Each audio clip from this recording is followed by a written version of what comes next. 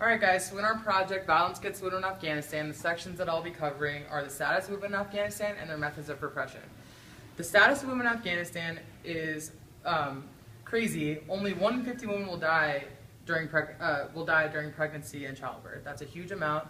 9 out of 10 women in Afghanistan are illiterate, and the life expectancy for women in Afghanistan is at age 44.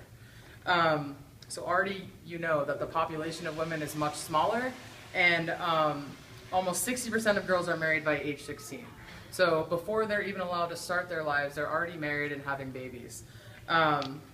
They marry much older men that they meet for the first time at their wedding, and their families kind of push them into the marriage for many different reasons.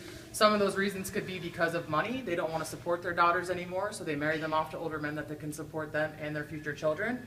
And another reason could be because it's to marry into protection, because there are other problems that arise in Afghanistan between families, and to have those problems go to an end, they have to barter off their daughters.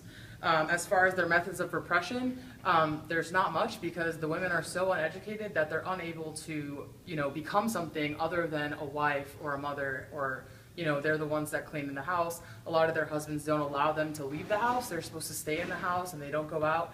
And when they do go out, obviously they're completely covered, and so they're not noticed in their country, in Afghanistan. They're just minute people that walk around if they're permitted.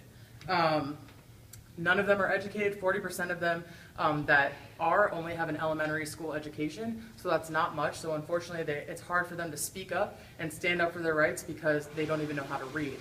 So these are just a few examples of their methods of repression and the status of the women in Afghanistan, and I hope you enjoy the rest of the presentation.